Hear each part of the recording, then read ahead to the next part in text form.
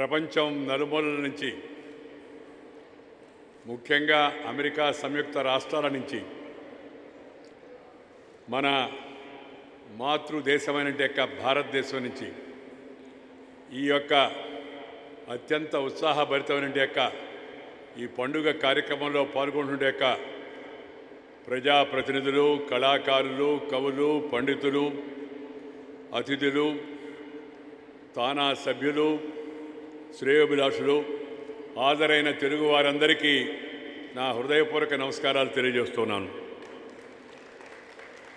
నా జీవితంలో నేను ఎప్పుడూ అవార్డులు స్వీకరించలేదు, రివార్డులు ఆశించలేదు.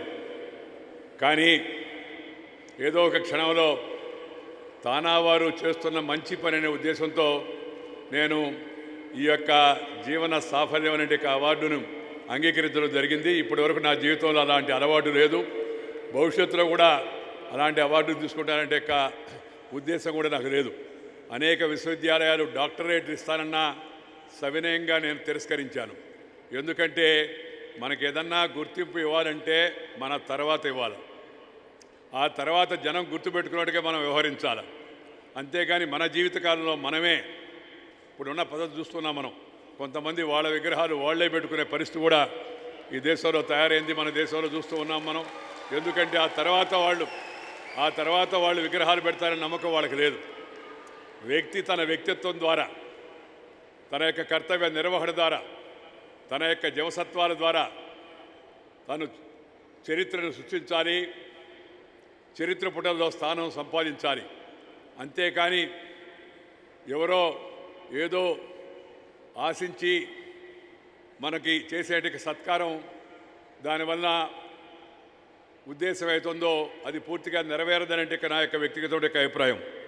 ఇవాళ ఈ తానా సమావేశాలకు సమైక్యత బలం, సాంస్కృతిక జీవం నేపథ్యాన్ని ఎంచుకోవడం అవుతుందో చాలా సముచితం, హర్షణీయం అని చెప్పని సందర్భంగా మనం చూస్తున్నాను. సేవ, service to man kind is service to God అని చెప్పారు పెద్దలు.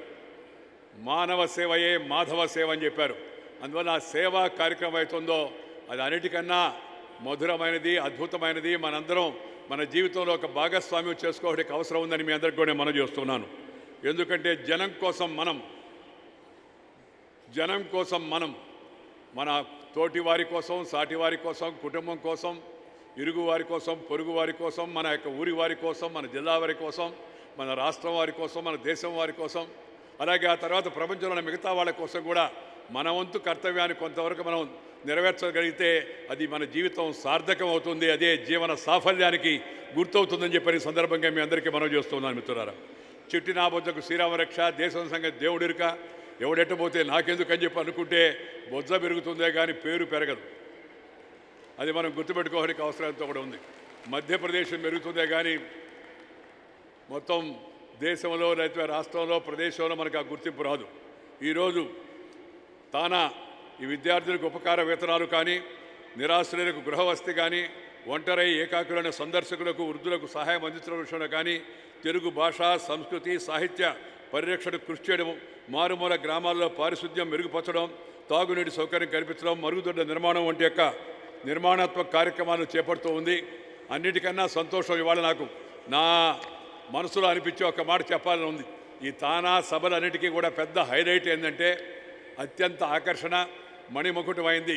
మధ్యాహ్నం మన పిల్లలు, తెలుగు పిల్లలు ఎవరైతే అమెరికా సంయుక్త రాష్ట్రాల్లో నివసిస్తూ ఉన్నారో వాళ్ళందరూ కలిసి ఏర్పాటు చేసిన సాంస్కృతిక కార్యక్రమం అవుతుందో అది నా మనసును ఎంతో సంతోషపరిచిందని మీ అందరికీ కూడా మనం చేస్తున్నాను. అద్భుతం అంటే అతిశయోక్తి కాదు. మన తెలుగు బిడ్డలు మన సంస్కృతి, మన సాహిత్యము, మన సంగీతము, మన వారసత్వము వీటన్నిటిని దృష్టిలో పెట్టుకుని చక్కగా, అద్భుతంగా మనందరినీ మనసును ఉల్లాసం చేసేట్టుగా చక్కని కార్యక్రమాన్ని రూపొందడము, దానికి కావాల్సిన శిక్షణ ఇవ్వడము. దానికోసం ఇదేం ఇండియా కాదు, అన్నీ రెడీమేడ్గా అవైలబుల్ ఉండడం కోసమని పొరుగు దేశంలో ఉండి ఇక్కడ వేరు ప్రాంతాల్లో ఉన్న వాళ్ళందరూ కలిసి దానిలో తర్ఫీదు పొంది వాళ్ళందరూ కలిసి ఒక పద్ధతిలో చాలా చక్కగా, మంచి ఓర్పుగా, నేర్పుగా, కూర్పుగా ఏర్పడి మనందరికీ కూడా ఈ తృప్తి కలిగించడంతో చాలా సంతోషం. వాళ్ళందరికీ కూడా నేను హృదయపూర్వకమైన అభినందనలు తెలియజేస్తున్నాను. ఎందుకంటే పిల్లలందరూ నాకన్నా వయసులో చిన్నవాళ్ళు కాబట్టి వాళ్ళందరికీ ఆశీర్వదించడం కూడా అందిస్తున్నాను. చాలా సంతోషమైన కార్యక్రమాన్ని మరి ఈ యొక్క ఉత్తర అమెరికా తెలుగు సంఘం వారు చేపట్టారు. చాలా సంతోషం. Ours is a civilization of thousands of years. ప్రపంచంలో ఏ దేశానికి ఏ జాతి లేని చరిత్ర మన దేశానికి ఉంది. ఆది కాలం నుంచి, వేదకాలం నుంచి, పుణ్యకాలం నుంచి, పురాణకాలం నుంచి మన పూర్వీకులు అనుభవించి, రంగరించి, మేళవించి మనకు అందించిన వారసత్వం అవుతుంది. ఆ వారసత్వాన్ని మనం కాపాడుకోవాల్సిన అవసరం ఎంతో ఉంది. Our culture and heritage which our four fathers has given to us, దాన్ని మన అందరూ కూడా గుర్తుపెట్టుకోవాల్సి ఉంది, పరిరక్షించుకోవాల్సి ఉంది. తద్వారా మన యొక్క ప్రత్యేకతను ప్రపంచానికి, సాటి సమాజానికి తెలియజెప్పాల్సిన అవసరం ఎంతో ఉందని మీ అందరికీ కూడా మనం చేస్తున్నాను. మనం పెద్దలు చెప్పిన ప్రతి మాటలో ఒక శాస్త్రం ఉంది, ఒక శాస్త్రీయత ఉంది, ఒక సైన్స్ ఉంది, ఒక అర్థం ఉంది, ఒక నిగూఢార్థం దాంట్లో నిబిడీకృతం అయిందని మీ అందరికీ కూడా మనం చేస్తున్నాను. నువ్వు ఇంటి ముందు కళ్యాప చల్లినా దాంట్లో సైన్స్ ఉంది, తులసి చెట్టు పెట్టినా దాంట్లో సైన్స్ ఉంది, నువ్వు గోడకు పేడ వేసినా దాంట్లో సైన్స్ ఉంది, నువ్వు దీపం వెలిగిస్తే ఆ దీప ప్రజ్వలనతో అవుతుందో వాతావరణం అంతా కూడా చాలా పరిశుభ్రం అవుతుంది. ఆ ఘీ వెలిగించి మనం ఆ వెలుతురు వెలిగిస్తే దానిలో మనందరికి కూడా ఒక రకమైన అనుభూతి కూడా కలుగుతుందని మీ అందరికి కూడా మనం చేస్తున్నాను. మన వేప చెట్టు కానీ, లేదా మన చింత చెట్టు కానీ, లేకపోతే మన పసుపు కానీ, ఇవన్నీ కూడా యాంటీబయాటిక్గా పనిచేస్తాయి. మనం భోంచేసే అరిటాకు, దాంట్లో కూడా పరమార్థం ఉంది. అరిటాకులో పరమాణం వేసుకొని తింటే దానివల్ల ప్రకృతి ఒక రకమైన అది చెప్పాలని చెప్పాలంటే ఇట్స్ ఎకో ఫ్రెండ్లీ స్టెప్.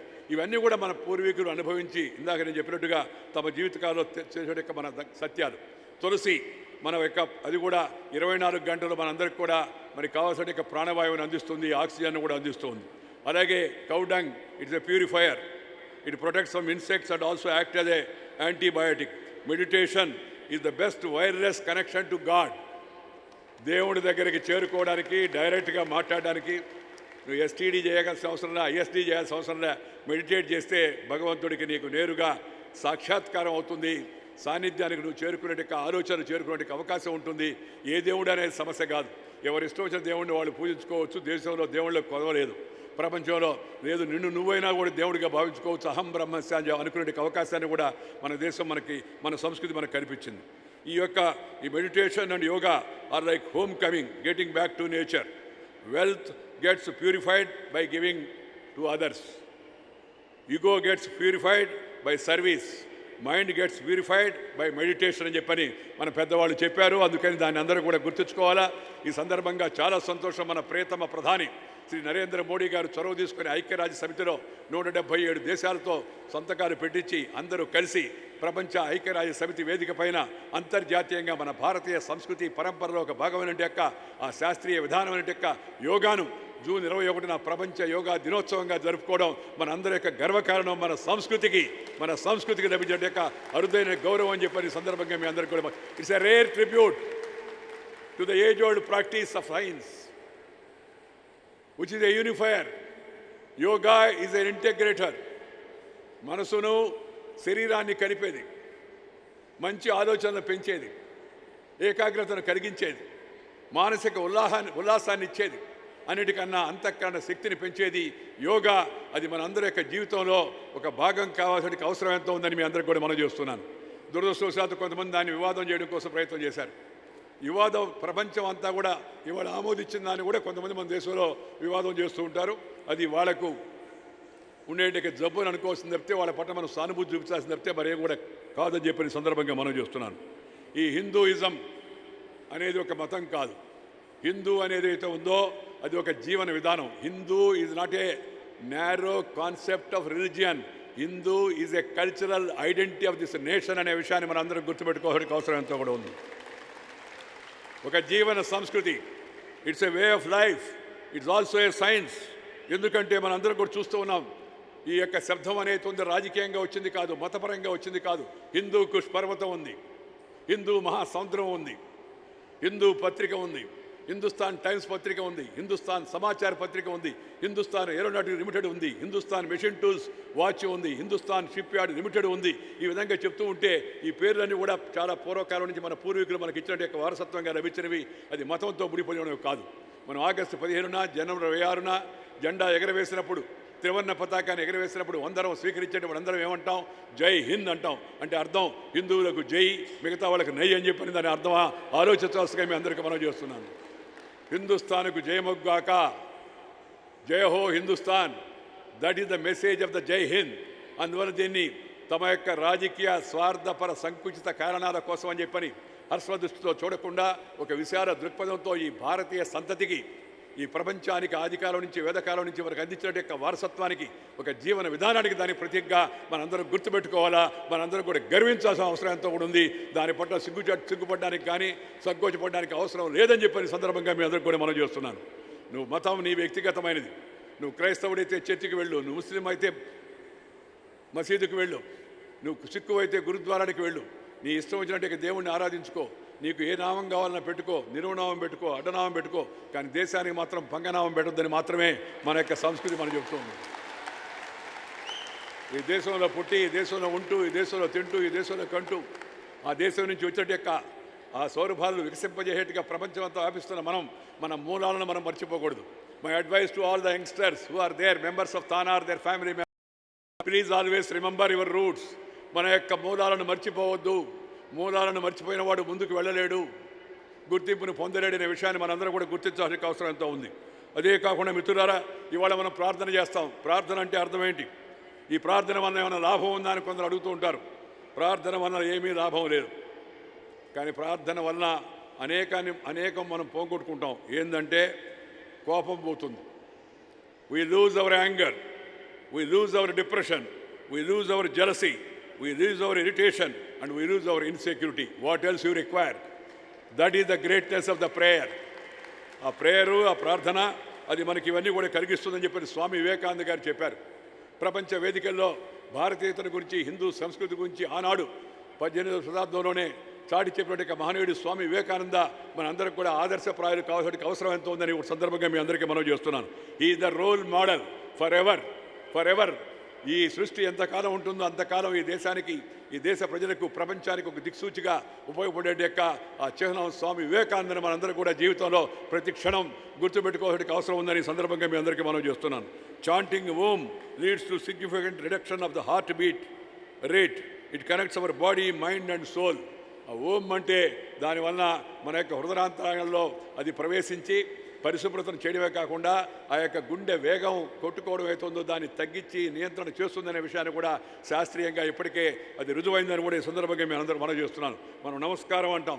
నమస్కారంలో మన సంస్కారం ఇమిడి ఉంది. యువర్ నమస్కారం.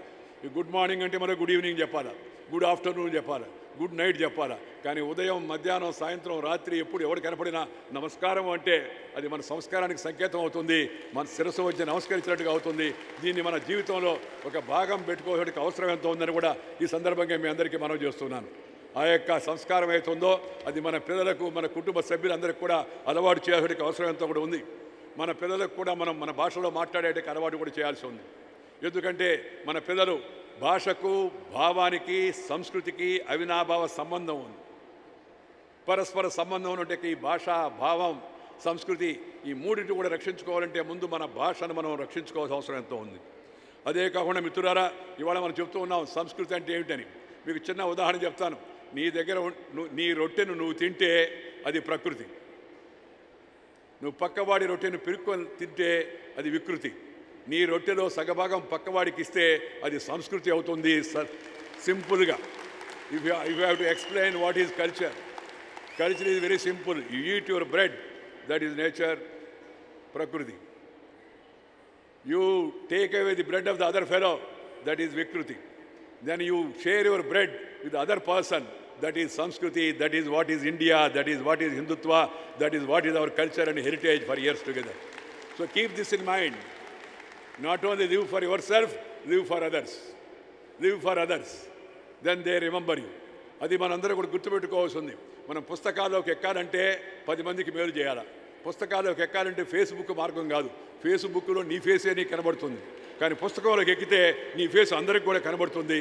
తరతరాలు దాన్ని గుర్తుపెట్టుకుంటే అనే విషయాన్ని కూడా మీ అందరికీ కూడా ఈ సందర్భంగా నేను మనం చేస్తున్నాను మిత్రులారా. అందువల్ల ఈ ఫేస్బుక్లో పోయే వాళ్ళందరికీ కూడా ఫేస్బుక్ అది అయిన తర్వాత ఫేస్లెస్ అయిపోతుంది, యూజ్లెస్ కూడా అయిపోతుంది. కానీ ఫేస్బుక్లో కాకుండా అసలైన బుక్ అయితే ఉందో చరిత్రలో భాగస్వామ్యం కావాలంటే మనం జనం కోసం జీవించాలా, ప్రతిభా విశేషాలు కనపరచాలా, అంకిత భావంతో పనిచేయాలా, శ్రద్ధగా వ్యవహరించాలా, సామాజిక దృక్పథం కలిగి ఉండాలా, జాతీయ దృక్పథం కలిగి ఉండాలా, అన్నిటిని మించి మానవతా దృక్పథాన్ని కలిగి ఉండాల్సిన అవసరం ఎంతో ఉంది. ఉన్నప్పుడు నీ జన్మ చరితార్థం అవుతుంది. 10 మంది కోసం నువ్వు జీవించావని సంతృప్తి నీకు కలుగుతుంది, నీ పరివారానికి కలుగుతుంది. తద్వారా ప్రపంచం, దేశం, జిల్లా, రాష్ట్రం, మీ వీధి, మీ బంధువులు, మీ స్నేహితులు, మీ మిత్రులు, మీ అభిమానులు అందరూ కూడా ఎల్లప్పుడూ గుర్తుపెట్టుకుంటారు. చిరస్మరణం కావాలంటే అది ఒక్క పని. అలాంటి ఒక సుభాష్ చంద్రబోసు, లేదా ఇందాక నేను చెప్పిన స్వామి వివేకానంద, లేదా ఒక సర్దార్ పటేల్, ఒక మహాత్మా గాంధీ, ఒక అల్లూరు సీతారామరాజు, ఒక టంగుటూరు ప్రకాశం పంతులు, ఇలాంటి వాళ్ళని మనం గుర్తుపెట్టుకుంటున్నామంటే ఇంతెందుకు, అన్నిటికన్నా ముఖ్యుడు మన తెలుగు అందరికీ కూడా ఆరాధ్యుడైన యొక్క మడమ తిప్పని మహానాయకుడు స్వర్గీయ నందమూరి తారక రామారావుని మనందరం కూడా గుర్తుపెట్టుకుంటామంటే ఆయన ఆయన ఆయన ఆయన ఈ సమాజానికి, కళారంగానికి, దేశానికి, రాష్ట్రానికి, తెలుగు భాషకు ముఖ్యంగా చేసిన సేవ అవుతుందో అది అజరామైంది. చరిత్ర ఉన్నంతకాలం స్వర్గీయ ఎన్టీ రామారావు చరిత్రలో నిలిచిపోతాడని మీ అందరూ కూడా పనిచేస్తున్నాను.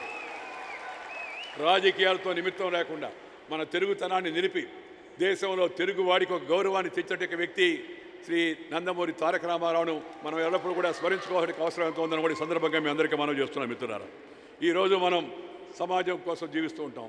మన మిత్రులను కూడా ఎంచుకునేటప్పుడు జాగ్రత్తగా ఉండాల్సిన అవసరం ఎంతో ఉంది. మిత్రులు మన అద్దం లాంటి వాళ్ళు. అద్దంలో మన మొహం మనకు కనబడుతుంది. నిజమైన మిత్రుడు అంటే నువ్వేందో నీకు ఎప్పుడు చెప్తూ ఉంటాడు. అంతేగాని మొహాటానికో, మెహర్బానీ కోసమో, లేకపోతే వంది మాగత బృందంలో సభ్యుడిగానో వచ్చిన మిత్రుడు ఎల్లకాలం ఉండడు. అది ఆ పోయిన తర్వాత మిత్రుడు కూడా వెళ్ళిపోతుంటాడు. కానీ నిజమైన మిత్రుడు అద్దం లాంటి వాడు, నీకు తోడు లాంటి వాడు. నీకు తోడు ఒక నీడ. నీ మిత్రుడు నీకు నీడ. నీడ ఎప్పుడూ నీ వెనకీటితో వస్తూ ఉంటుంది. నీడ నీ ఎప్పుడూ నీ వెనకీటితో వస్తుంటుంది. అందుకని మిత్ర సంపద అవుతుందో అది అన్నిటికన్నా ముఖ్యం. మిత్రులను ఏర్పాటు చేసుకోవడంలో కూడా, ఎంపిక చేసుకోవడం కూడా అవసరం ఉంది. నా జీవితంలో నాకు అన్నిటికన్నా మహా సంపద ఏంటంటే మిత్ర సంపద. దేశ విదేశాల్లో, రాష్ట్రంలో, అన్ని ప్రాంతాల్లో కూడా ఎక్కడికి వెళ్ళినా అభిమానించే వ్యక్తులు, ఆప్యాయతగా చూసేటి వ్యక్తులను సాధించుకోవడం అవుతుందో అది నేను జీవితంలో సాధించిన అన్నిటికన్నా మహత్కార్యం అని చెప్పి నేను భావిస్తూ ఉన్నా. ఆ యొక్క స్నేహితుల యొక్క సంతోషం, వాళ్ళ యొక్క అభిమానం, వాళ్ళ యొక్క ఆప్యాయత, వాటితోనే నేను వాటిని ఎక్కువగా నేను ఆస్వాదిస్తూ ఉంటాను. దానివల్ల సంతృప్తిగా బతుకుతూ ఉన్నాను. మీ అందరికీ కూడా మనం చేస్తున్నాను. మిత్రులారా, నేను సాధారణ కుటుంబం నుంచి వచ్చాను. పల్లెటూరులో పుట్టాను. రైతు కుటుంబంలో వచ్చాను. చిన్నప్పుడే తల్లిని కోల్పోయాను. అనేక కష్టాలు పడ్డాను. 3 కిలోమీటర్లు వెళ్ళి నడిచి బడికి వెళ్ళి చదువుకున్నాను. రాత్రిపూట లాంతర్, కిరసనాలి బుడ్డి ముందు, ఆ తర్వాత లాంతర్లో చదువుకున్నాను. అలాంటి నుంచి వరుసగా ఇలా వచ్చి అఖిల భారత స్థాయి. చిన్నప్పుడు నేను నెల్లూరులో, మా ఊరిలో, మా సింహపురి నగరంలో ఆ రోజుల్లో శ్రీ అటల్ బిహారీ వాజ్పేయి గారు వస్తూ ఉంటే జట్కా బండి ఎక్కి మైక్ తీసుకొని, ఈరోజు సాయంత్రం అటల్ బిహారీ వాజ్పేయి గారు వస్తున్నారు, కోఆపరేటివ్ సెంట్రల్ బ్యాంక్ మైదానంలో బహిరంగ సభ ఉంది, మీరందరూ రాండి అని మైక్ ద్వారా అనౌన్స్ చేశాను. కరెంటు స్తంభాలెక్కి జెండా కట్టాను. టెలిఫోన్ స్తంభాలెక్కి జెండా కట్టాను. గోడల మీద రాశాను. ఆ మైక్ అనౌన్స్మెంట్ చేసిన, అటల్ బిహారీ వాజ్పేయి యొక్క మైక్ అనౌన్స్మెంట్ చేసిన వెంకయ్య నాయుడు ఒకనాడు అదే అటల్ బిహారీ వాజ్పేయి, అద్వానీ మధ్యలో కూర్చొని అఖిల భారత అధ్యక్షుడిగా అవుతాడని చెప్పి నేను ఎప్పుడు అనుకోలేదు. I never imagined, I have never aspired to become an All India president of a ruling party. దానికి ఎందుకు ఈ మాట చెప్తూ ఉన్నానంటే, దీని వెనక నుండి సూత్రం ఏమిటి, జీవన సత్యం ఏమిటి? కష్టే ఫలే, కష్టపడి పని చేయడం, క్రమశిక్షణతో వ్యవహరించడం, నమ్మిన సిద్ధాంతం కోసం ఆఖరి క్షణం వరకు కూడా నమ్మిన దాన్ని మారకుండా, మనసు మార్చుకోకుండా, కష్టాలు ఎదురైనా, ఇబ్బందులు ఎదురైనా, అడ్డంకులు ఎదురైనప్పటికి కూడా ఆ అడ్డంకులను అధిరోహించి తదేక దృష్టితో ముందుకు వెళ్ళడం వలన ఇవాళ ఈ స్థాయికి వచ్చేందుకు అవకాశం లభించిందని నా జీవన సత్యం చెప్తోంది. That is the truth of my life. That is the truth of my life. అందుకని మిత్రులారా, నేను అందరినీ కోరేది ఒకటే, జీవితంలో ఒక లక్ష్యం పెట్టుకోండి, ఒక ఆదర్శం పెట్టుకోండి, ఒక గమ్యం పెట్టుకోండి, కొన్ని ఉన్నత ప్రమాణాలు పెట్టుకోండి, మన సాంప్రదాయాలు గుర్తుపెట్టుకోండి, వాటికి అనుగుణంగా పనిచేయండి. కష్టపడి పనిచేస్తే ఏదైనా సాధ్యమవుతుందనే విషయాన్ని నేను అందరికీ మనవి చేస్తున్నాను. మా ఇంటి వాళ్ళకి ఎవరికి వెనక నెహ్రూవో, గాంధీయో టైటిల్ లేదు. రాజవంశం కాదు, సాధారణ వంశం. సాధారణ వంశంలో పుట్టిన వ్యక్తి అక్కడి దాకా రావడానికి కారణం వారసత్వం కాదు, జవసత్వం. వారసత్వం కాదు, జవసత్వం కావాలి. Character, calibre, capacity and conduct ఉంటే, discipline, dynamism, dedication and devotion ఉంటే you can rise to any level. The example is NT Rama Rao, the example is Narendra Modi in Delhi. ఒక సాధారణ ఛాయ్ వాలా ఇవాళ భారతదేశానికి ప్రధానమంత్రి అయ్యాడంటే దానికి కారణం ఆ character, calibre, capacity and conduct ఉండడం. ఈ మధ్యకాలంలో మనం చూస్తున్నాం సమాజంలో కొన్ని రకమైన ఈ బలహీనతలు వచ్చాయి. కులం పేరుతో, మతం పేరుతో, వర్గం పేరుతో, వర్ణం పేరుతో, జిల్లా పేరుతో, భాష పేరుతో జనాన్ని తాత్కాలికంగా ప్రభావితం చేసే పరిస్థితులు వచ్చాయి. కులము యథార్థము, జిల్లా యథార్థము, భాష యథార్థము, కానీ అది మార్గదర్శనం కాకూడదు. ఇవన్నీ సహజంగా అక్కడ వచ్చినట్టు గుర్తు కోసం పెట్టినట్టు పేర్లు అవి. అంతేగాని వ్యక్తికి కావాల్సింది కులం కాదు, వ్యక్తికి కావాల్సింది గుణం. కానీ దురదృష్టవశాత్తు ఈ మధ్యకాలంలో కులము, ధనము, మతము ఇవి సమాజ జీవితాన్ని ప్రభావితం చేస్తున్నాయి. ఏమాత్రం కూడా దేశానికి కానీ ప్రపంచానికి కానీ మంచిది కాదు. వ్యక్తిని కులాన్ని బట్టి కాక గుణాన్ని బట్టి చూడాలి, క్యారెక్టర్ బట్టి చూడాలి, క్యాలిబర్ చూడాలి, కెపాసిటీ బట్టి చూడాలి, కాండక్ట్ చూడాలి, డిసిప్లిన్ చూడాలి, డైనమిజం చూడాలి, డెడికేషన్ చూడాలి, డివోషన్ చూడాలి. అవన్నీ ఉంటే ఆ వ్యక్తిని మనం చూసుకొని ఎంపిక చేసుకోవాల్సి ఉంది. అది నువ్వు తానాలో ఎంపిక చేసుకున్నా, లేదా రాజకీయాల్లో ఎంపిక చేసుకున్నా, రాష్ట్రాల్లో ఎంపిక చేసుకున్నా, ఊరిలో ఎంపిక చేసుకున్నా, నేను ఇందాక చెప్పినట్టు ఈ యొక్క లక్షణాలు ఉన్నాయా లేదని చూడాలి తప్పితే బలహీనతకు మనం గురి కాకూడదు. మన దేశంలో కష్టం వస్తే, నష్టం వస్తే, బాధ వస్తే, ఇబ్బంది వస్తే, మనకేదైనా కావాల్సింది దొరక్కపోతే, రిజర్వేషన్ దొరక్కపోతే, టికెట్ దొరక్కపోతే ఏం ప్రభుత్వం రా, యథా ప్రభుత్వం, చీచీ చేయాలని ప్రభుత్వం అనుకుంటాం. కానీ ఎలక్షన్ వస్తే మన కులం ఓడరా, మన మతం ఓడరా, మన ఊరు ఓడరా, మన పక్క ఓడరా, నన్ను ముందు అడిగాడురా, ముందు అడిగితే ఓటేస్తావా? మన ఊరోడైతే ఓటేస్తావా? మన కులవాడైతే ఓటేస్తావా? కులవాడు పోటీ చేస్తే ఏం చేస్తారు చెప్పండి ఎవరైనా? ఈ కులతత్వం అయితే ఉంది, అది పెద్ద మహమ్మారి లాంటిది. అభిమానం ఉండడం తప్పు లేదు, దురభిమానం పనికిరాదు ఎవరికి. నాకు బాగా గుర్తు, స్వర్గీయ నందమూరి తారక రామారావుని 1984లో వెన్నుపోటు పొడిచినప్పుడు ఆయనకు అనుకూలంగా నిలబడి గట్టిగా మాట్లాడినందుకు ఈయన ఆయన ఇద్దరు ఒకటే కాబట్టి అందుకోసం ఇంతగా వెంకయ్యనాయుడు పనిచేశాడని చెప్పి అన్నారు. నేను వాళ్ళందరికీ ఒక మాట చెప్పా, ఈయన ఆయన ఒకే అంటున్నారు కదా, ఆ పని చేసిన ఆయన ఎవరో ఆలోచించండి అని చెప్పాను. అది అర్థమయ్యే వాళ్ళకే అర్థమవుతుంది, అందరికీ అర్థం కాదు. అది అర్థమయ్యే వాళ్ళకే అర్థమవుతుంది, మిగతా వాళ్ళకి చెప్పినవి అర్థమవుతుంది. ఎందుకంటే కలిపేది గుణము, కలిపేది విషయము, కలిపేది కార్యక్రమం, కలిపేది కులం కాదు. ఒకప్పుడు కులము వృత్తిని బట్టి వచ్చింది, వాళ్ళ వృత్తులు మారాయి, ప్రవృత్తులు మారాయి, రుచులు మారాయి, అభిరుచులు మారిపోయాయి. అందుకని వాళ్ళ కులానికి సాంఘిక పునాది లేదు. దయచేసి దీన్ని అందరూ కూడా ప్రజా జీవితంలో ఉండాలి, అందరూ కూడా దీన్ని గుర్తుపెట్టుకోవడానికి అవసరం ఎంత ఉందని కూడా మీ అందరికీ కూడా మనం చేస్తున్నాను. మనం ఇవాళ అమెరికాలో ఉన్నాం, ఈ అమెరికాలో ఉన్నారు మీరందరూ. అమెరికా యొక్క పద్ధతిని పాటి